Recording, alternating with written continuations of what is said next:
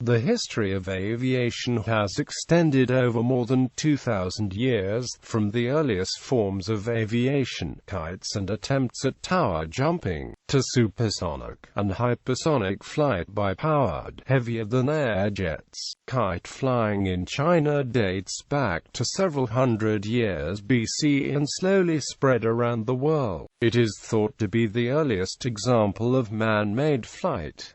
Some kites in China and Japan were capable of carrying a man into the air. The ancient Chinese also flew small hot air lanterns and bamboo copter toys with spinning rotors. Leonardo da Vinci's 15th-century dream of flight found expression in several rational but unscientific designs, though he did not attempt to construct any of them. The discovery of hydrogen gas in the 18th century led to the invention of the hydrogen balloon, at almost exactly the same time that the Montgolfier brothers rediscovered the hot air balloon and began manned flights. Various theories in mechanics by physicists during the same period of time, notably fluid dynamics and Newton's laws of motion, led to the foundation of modern aerodynamics, most notably by Sir George Cayley. Balloons, both free-flying and tethered, began to be used for military purposes from the end of the 18th century, with the French government establishing balloon companies during the Revolution. The term aviation, noun of action from stem of Latin avis, bird, with suffix ation, was coined in 1863 by French pioneer Guillaume-Joseph Gabriel de Lalande in Aviation et Navigation aérienne sans ballons. Experiments with gliders provided the groundwork for heavier-than-aircraft, and by the early 20th century advances in engine technology and aerodynamics made controlled, powered flight possible for the first time. The modern aeroplane with its characteristic tail was established by 1909, and from then on the history of the aeroplane became tied to the development of more and more powerful engines. The first great ships of the air were the rigid dirigible balloons pioneered by Zeppelin, which soon became synonymous with airships and dominated long-distance flight until the 1930s, when large flying boats became popular. After World War II, the flying boats were in the turn replaced by land planes,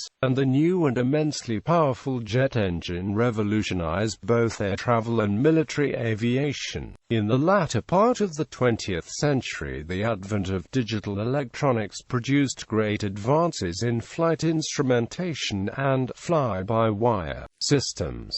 The 21st century saw the large-scale use of pilotless drones for military, civilian and leisure use.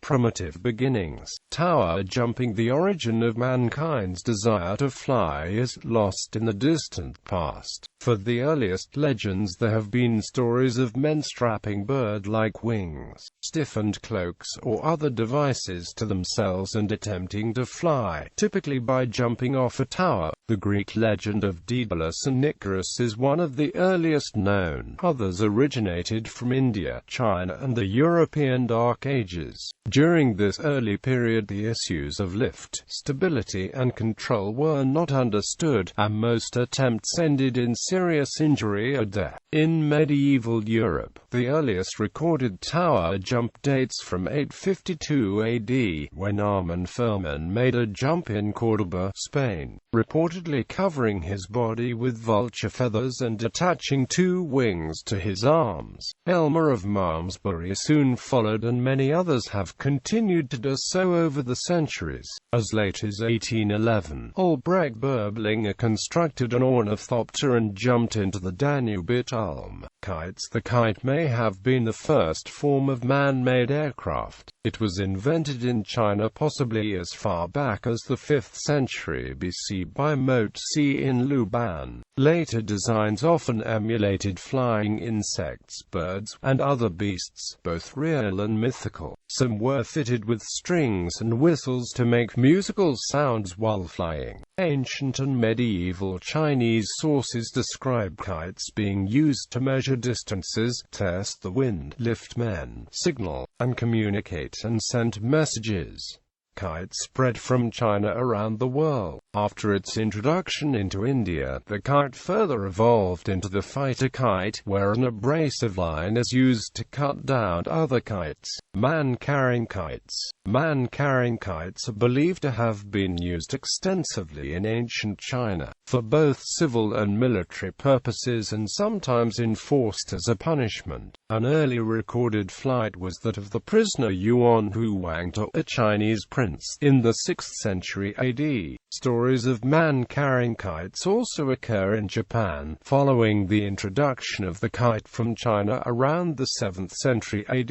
It is said that at one time there was a Japanese law against man-carrying kites. Rotor wings. The use of a rotor for vertical flight has existed since 400 BC in the form of the bamboo copter, an ancient Chinese toy. The similar Mulonet appeared in Europe in the 14th century AD. Hot air balloons. From ancient times the Chinese have understood that hot air rises and have applied the principle to a type of small hot air balloon, called a sky lantern. A sky lantern consists of a paper balloon under just inside which a small lamp is placed. Sky lanterns are traditionally launched for pleasure and during festivals. According to Joseph Needham, such lanterns were known in China from the 3rd century BC. The military use is attributed to the general Zhu Liang, who is said to have used them to scare the enemy troops. There is evidence that the Chinese also solved the problem of aerial navigation using balloons hundreds of years before the 18th century. The Renaissance. Eventually some investigators began to discover and define some of the basics of rational aircraft design. Most notable of these was Leonardo da Vinci, although his work remained unknown until 1797, and so he had no influence on developments over the next 300 years. While his designs were at least rational, they were not based on particularly good science. Leonardo studied bird flight, analyzing it and anticipating many principles of aerodynamics. He did at least understand that an object offers as much resistance to the air as the air does to the object. Newton would not publish the third law of motion until 1687. For the last years of the 15th century on he wrote about and sketched many designs for flying machines and mechanisms, including ornithopters, fixed-wing gliders, rotorcraft and parachutes. His early designs were man-powered types, including ornithopters and rotorcraft. However, he came to realize the impracticality of this and later turned to controlled gliding flight, also sketching some designs powered by a spring, lighter than air. Beginnings of modern theory. In 1670 Francesco Lana da Terzi published a work that suggested lighter than air flight would be possible by using copper foil spheres that, containing a vacuum, would be lighter than the displaced air to lift an airship.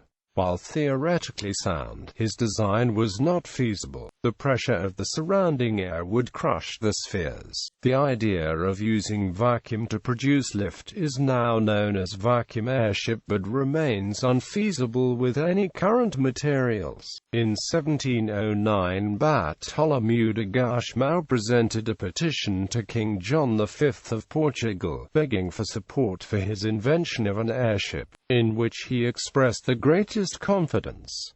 The public test of the machine, which was set for June 24, 1709, did not take place. According to contemporary reports, however, Gusmão appears to have made several less ambitious experiments with this machine, descending from eminences. It is certain that Gusmão was working on this principle at the public exhibition he gave before the court on August 8, 1709, in the hall of the Casa da India in Lisbon, when he propelled a bolt to the roof by combustion. Balloons. 1783 was a watershed year for ballooning in aviation. Between June 4 and December 1, 5 aviation firsts were achieved in France. On the 4th of June, the Montgolfier brothers demonstrated their unmanned hot air balloon at Annonay, France. On the 27th of August, Jacques Charles and the Robert brothers launched the world's first unmanned hydrogen-filled balloon from the Champ de Mars,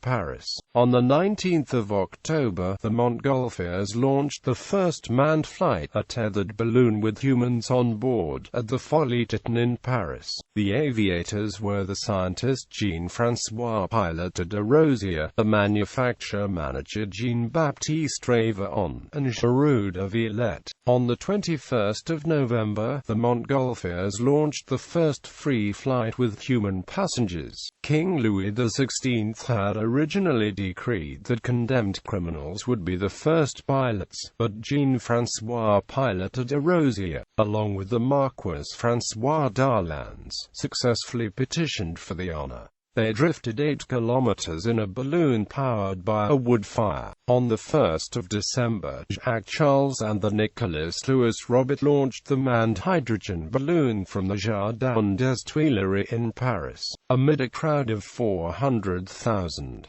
They ascended to a height of about 1,800 feet and landed at sunset in Nesles-la-Vallée after a flight of 2 hours and 5 minutes, covering 36 kilometers.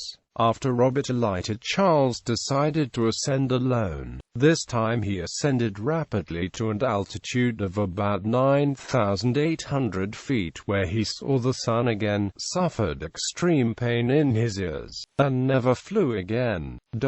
Ballooning became a major rage in Europe in the late 18th century, providing the first detailed understanding of the relationship between altitude and the atmosphere. Work on developing a steerable balloon continued sporadically throughout the 19th century. The first powered, controlled, sustained lighter-than-air flight is believed to have taken place in 1852 when Henry Giffard flew 15 miles in France with a steam engine-driven craft.